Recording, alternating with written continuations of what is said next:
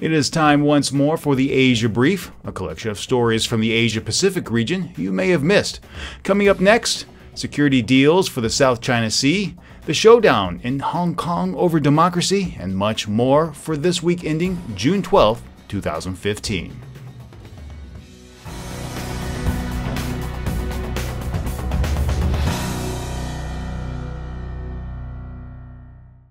Ah yes, what would a week be without an update from the South China Sea? Japanese Prime Minister Shinzo Abe traveled to Europe this past weekend to attend the G7 meeting in Germany. At the top of his agenda, China's activity in the South China Sea. His message was clear. If the world doesn't step up its game, it will spark a greater geopolitical crisis.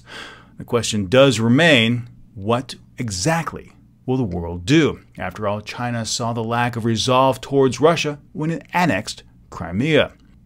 This, of course, comes on the heels of Japan and the Philippines, the nation that has been the most vocal against China's land reclamation efforts in the South China Sea, diving into a new military partnership deal. While the details haven't been exactly finalized, it is expected Japan's maritime forces will have access to ports in the Philippines and share much-needed hardware with the world's second-largest archipelago. In a joint statement, Abe and President Aquino expressed serious concern about Chinese land reclamation work in the South China Sea, warning against any unilateral actions that may cause a physical change to the maritime environment. The two nations also announced plans to hold new rounds of military drills later this month. China, in its recently released white paper, countered, citing an active defense policy in 4 different domains. They include the ocean, outer space, cyberspace, and nuclear forces. With regard to the South China Sea, China says its neighbors have taken provocative actions and illegally occupied China's sovereign territory. China continued to try and push their position that everyone else's point of view on the matter is far from factual, even carrying out their own military drills. But China isn't the only nation being accused of using force to promote their position in disputed waters. Taiwan's Coast Guard is firing back after it was accused of bullying a Filipino Coast Guard vessel. The dispute originated in contested waters ripe for fishing. The Philippines apprehended the Mingjin Kai No. 6 and was removing it from the area when a 500-ton Taiwan Coast Guard cutter arrived. 5 times larger than the Filipino vessel, you can imagine how things played out. Walter Lohman, director of the Heritage Foundation's Asia Studies Center, said that South Korea should be more vocal against China's behavior in the South China Sea, something that was mentioned a few days before by U.S. Assistant Secretary of State Daniel Russell. The statements are seen as a way to put pressure on President Park's planned trip to Washington, D.C., but I'm not too sure that tactic is going to be too effective. South Korea relies heavily on China, especially for tourism, and isn't likely to do anything too drastic to upset that relationship. And one last note on this subject. The United States and India signed a new defense pact and a 10-year defense cooperation framework. According to the agreement, the United States will help India build and design an aircraft carrier and jet engines. Vietnam also signed an agreement with the United States to seek military hardware to better protect its maritime assets. Now, if you think a Cold War hasn't started yet in the South China Sea, these latest agreements clearly show otherwise. June 17th is a day to mark in your calendars, as the day final debate for the election of Hong Kong's next chief executive is set to begin in the Legislative Council. Sources say the government isn't going to change any portion of the plan unveiled in April or postpone the vote. In a recent poll, public opposition to the 2017 electoral plan dropped to 34.5%, with many thinking the Legislative Council should pass the measure and negotiate changes after the fact. If voting takes place along ideological lines, the measure will not pass. Should that occur, the current method of selecting the chief executive would be retained, and the march towards universal suffrage would begin anew. Grim news was the norm for those waiting along the shoreline, holding out hope their loved ones would be rescued from the Chinese cruise ship Eastern Star. Of those aboard, only 14 were rescued when the vessel went down after encountering severe weather. Rescue efforts were hampered by heavy winds and rain. as well as strong currents that pushed the shallow draft vessel nearly 3 kilometers downstream from the spot where it capsized. The vessel's operator issued a formal apology last week to all of the victims on board of the capsized vessel and paid condolences to their families. I am deeply saddened by a tragedy of such a scale. I sincerely apologize to the victims and their families while remaining grateful for the public concern and widespread attention over this incident. We are also deeply indebted to the search and rescue teams from across the country, said Jiang Zhao, general manager and legal representative of the Chongqing Dongfang Shipping Company. Authorities had promised to use every available means to find survivors, but the lack of transparency and information upset families, resulting in many breaching a police barricade demanding to know more. Last Friday, a 5.9 magnitude earthquake rocked Malaysia's Mount Kinabalu. About 200 climbers were on the mountain when the earthquake hit just after 7 a.m. local time. The majority of the climbers were either Malaysian or visitors from Singapore, including a large number of students. 18 perished in the earthquake, and given the nature of the incident, it could have been much worse. Most of the other hikers have been retrieved safely. However, poor weather conditions earlier this week halted operations as heavy fog rolled in. Malaysia's Youth and Sports Minister, Kihari Jamaluddin, said the incident was a big shock and that this changes everything because previously we never had an earthquake with an epicenter so close to the mountain. I believe we will ensure that future climbers will be safe when the new protocols are in place.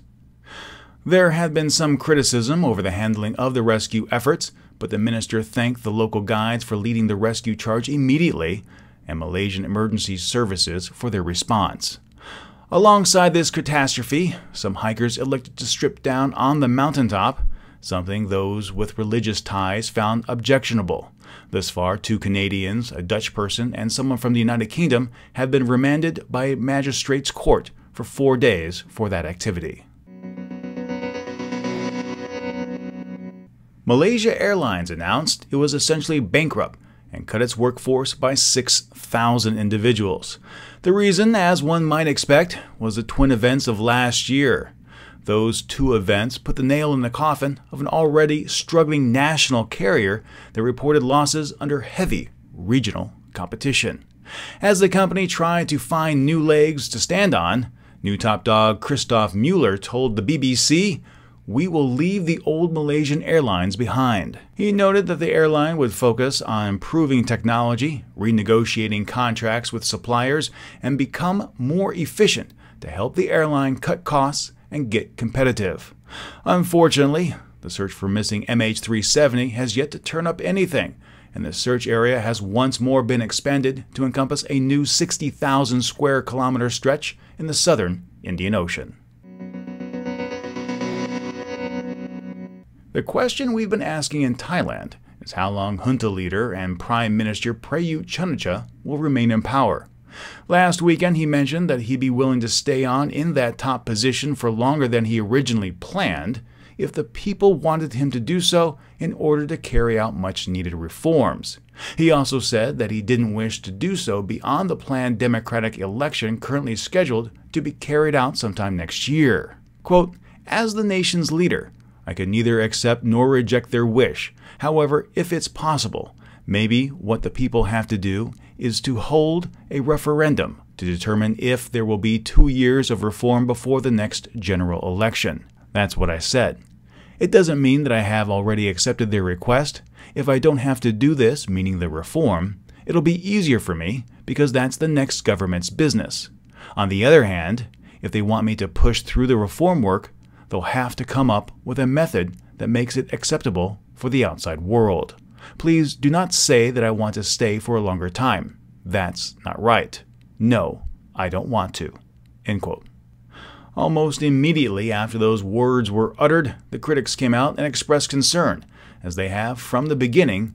This forced Prayut to backpedal just a little bit. The Prime Minister reiterated his administration was due to leave office in April of 2016, according to their roadmap, or at least in September of 2016 if there was a referendum on the new charter draft. That being said, the mantra about stop nagging the junta about democracy was reiterated. Singapore's Amos Yee was remanded into custody for reformative training. If you recall, the 16-year-old video blogger had been found guilty in May of uploading an obscene image and making remarks intending to hurt the feelings of Christians. District Judge Jasvinder Kaur said, "Rehabilitation is the fundamental tenet of our judicial system," and ordered an assessment if the teen was actually physically and mentally suitable for reformative training. She had originally requested probation for Yee, a move that would have left the teen without a criminal record.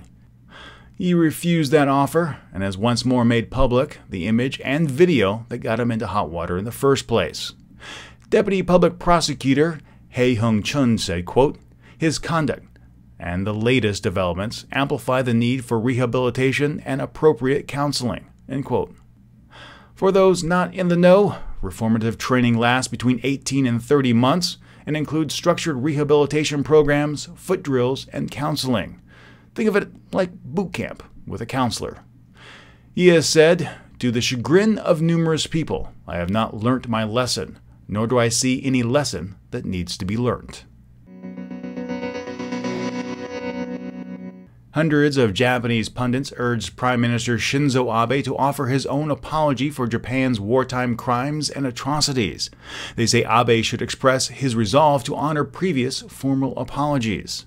Abe should deliver a message of remorse and apology, reaffirming Japan's invasion and colonial rule of many Asian countries, including Korea, China, and other neighboring countries, caused damage and agony for the people there. The group of 225 scholars said in a joint statement that included Wada Haruki, an emeritus professor of Tokyo University, Naoki Mizuno, professor of Kyoto University, and others who have long studied Korea-Japan relations and historical issues. Former Prime Minister Tomoichi Murayama demanded Abe honestly spell out the country's wartime actions to address growing international concern that he may revise history. Furthermore, former Chief Cabinet Secretary Yohei Kono also spoke out on Japan's use of women for sex slaves, saying, quote, "It is a clear case that the military forcefully took them and made them serve as comfort women," end quote. Sadly, the fact remains that Abe and his LDP have a firm grip of power in Tokyo, and it's unlikely that unless things become politically advantageous for him, he's likely to issue such an apology to appease critics, and more likely to cater to his core constituency. On a similar note, Kim Bok-dong, who is one of the few remaining Korean victims of Japan's wartime sexual slavery during World War II, was recognized by Reporters Without Borders and placed on a list of 100 information heroes. That list pays tribute to individuals who promote freedom under the banner of universal human rights. Sadly, this also came as Lee Hyo-sun passed on. She was 91 and one of the few remaining South Korean comfort women that remained alive. Now that number has been reduced to 52. And we're going to close things out this week on the Asia Brief with an amazing video story from the Yaskawa Electric Corporation. Celebrating 100 years, the company unleashed a 4-minute 55-second video of their Yaskawa Bushido project. The video features amazing Iaijutsu swordsmanship by Master Ieyasu Machii, a 5-time world record holder. Using motion capture technology, the Motoman MH-24 expertly recreated Machii's moves and was even able to split a pea pod in half.